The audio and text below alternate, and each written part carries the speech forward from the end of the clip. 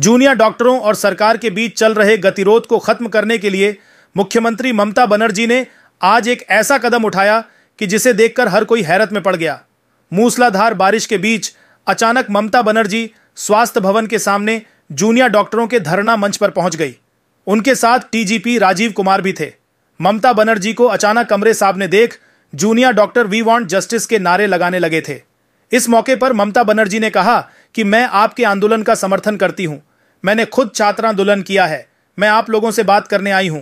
तूफान और बारिश के बीच जिस तरह से आप लोग धरने पर बैठे हैं उससे देखकर मुझे दुख हो रहा है। जब आप लोग यहां रात में धरने पर बैठे थे मुझे भी रात भर नींद नहीं आई। पहलेदार की तरह मुझे भी जागते रहना पड़ता है।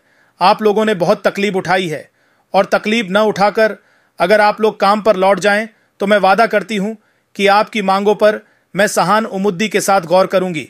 अगर कोई दोषी है तो उसे सजा जरूर मिलेगी।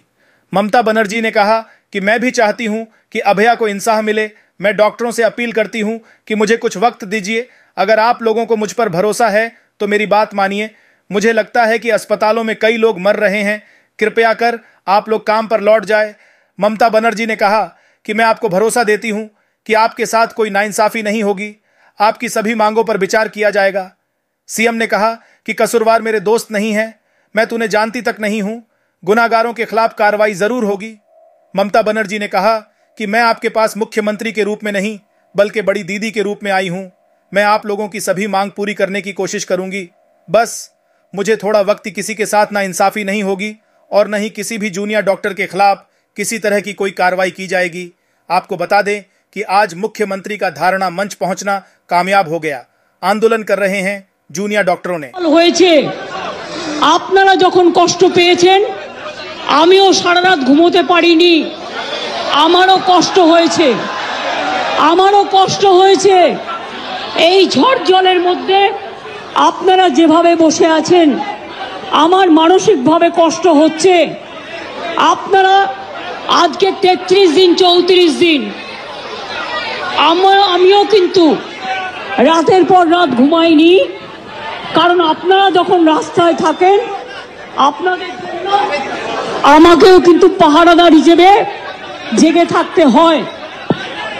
আমি আপনাদের কাছে যেটা বলতে এসেছি, এত ঝড় বৃষ্টির মধ্যে প্রাকৃতিক দুর্যোগের মধ্যে আপনারা অনেক কষ্ট পেয়েছেন। আর কষ্ট না করে যদি আপনারা কাজে ফিরতে চান আমি আপনাদের প্রতিশ্রুতি দিচ্ছি আপনাদের ডিমান্ডগুলো আমি কথা বলে সহানুভূতির সাথে আমি স্টাডি করব।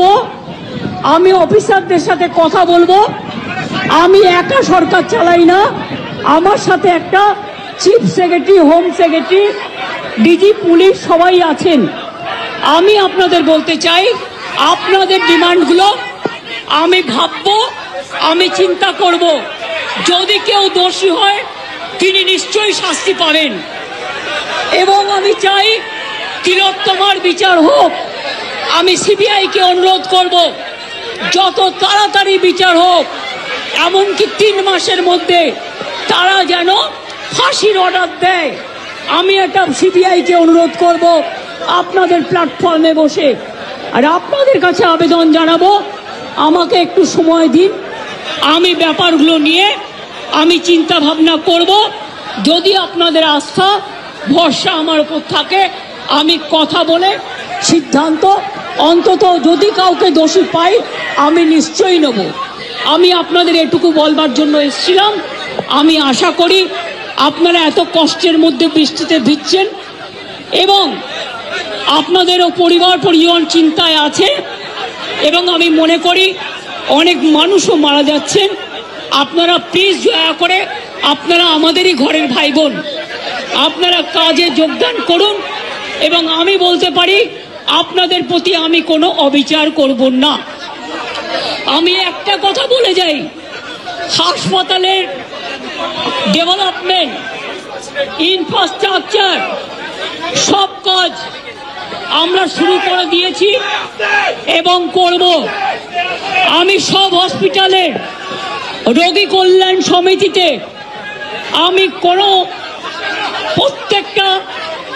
একদম রাজ্য থেকে শুরু করে সব মেডিকেল কলেজ এবং মাল্টি সুপার হসপিটাল, যত রোগী কল্যাণ সমিতি আছে, আমি প্রিন্সিপালদের চেয়ারম্যান করব এবং তাতে জুনিয়র ডাক্তারও মেম্বার থাকবে, সিনিয়র ডাক্তারও থাকবে, নার্সও থাকবে, একজন পাবলিক রিপ্রেজেন্টেটিভ থাকবে এবং পুলিশ থাকবে।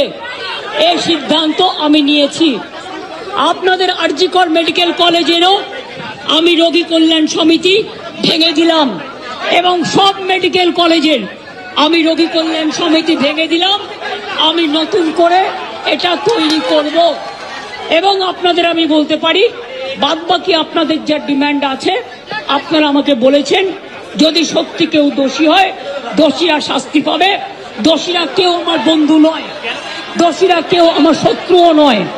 আর আপনারা যারা ভাবছেন কেউ আমার বন্ধু, আমি তাদের চিনি না, আমি তাদের চিনি না, আমি তাদের জানি না এবং আমাদের সাথে কোনো সম্পর্কও নেই।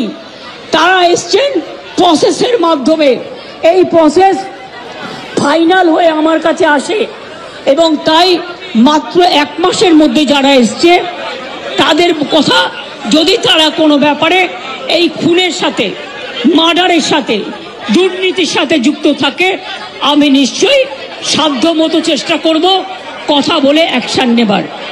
আমি আবার আপনাদের কাছে বিনীত অনুরোধ করব যে আপনারা নিজেদের মধ্যে কথা বলুন, কথা বলে সিদ্ধান্ত নিন এবং আপনারা কাজে ফিরুন। আপনারা আমার ভাই বোন, এটুকু জেনে রাখবেন,